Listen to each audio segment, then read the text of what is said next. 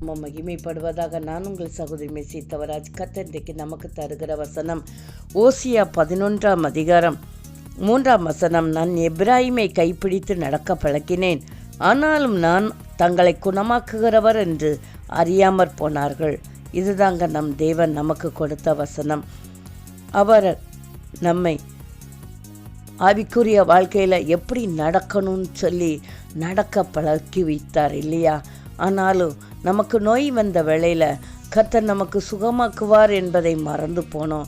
அவரால் கூடாத காரியம் ஒன்றுமில்லை. மருத்துவர்களை நாடினோம். ஆனால் தேவன் இன்றைக்கு உங்களுக்கு குணமாக்கும்படியாக கடந்து வந்திருக்கிறார். அவரால் கூடாத காரியம் ஒன்றுமில்லை.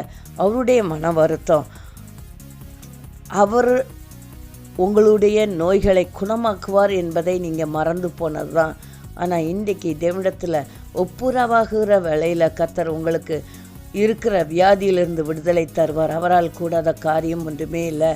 அவர் பூமியில் வசித்த போது ஒவ்வொரு நோய்களையும் ஒவ்வொரு விதமாக சுகமளித்தார் இல்லையா? நாம் வாசிக்கிறோம். அவரால் கூடாத காரியம் ஒன்றுமில்லை. சிலருக்கு வார்த்தைகளை அனுப்பி சுகத்தை தருவார், சிலருக்கு தொட்டு சுகத்தை கொடுத்திருக்கிறார்.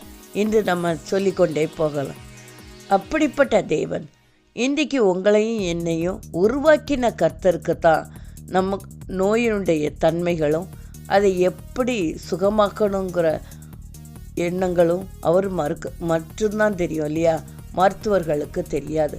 ஆனால் நாமும் மருத்துவர்களை நாடி அலைந்து திரிந்து இன்றைக்கு நம்முடைய நோய்க்கு ஒரு விடுதலை இல்லையா என்று சொல்லி கலங்கி அமர்ந்திருக்கிறோம். ஆனால் இன்றைக்கு கர்த்தர் சொல்கிறார், நான் உங்களை குணமாக்குகிறவர் என்பதை அறியாமற் போனதென்ன என்று மிகுந்த கவலையோடு கேட்டுக்கொண்டிருக்கிறார்.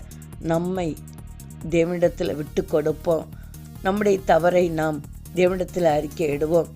கர்த்தர் இன்றைக்கு உங்களுக்கு சுகத்தை தருவார். ஒரு தேவனுடைய மகள் தனக்கு தீராத வியாதி வந்தது நிமித்தம் மிகவும் மனம் சோர்ந்து போனார்கள்.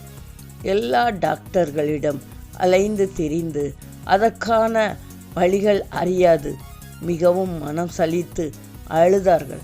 ஆனால் தேவன் பரிசுத்த ஆவியானவர் மூலம் அந்த மகள் செய்த தவறை உணர்த்தினார்.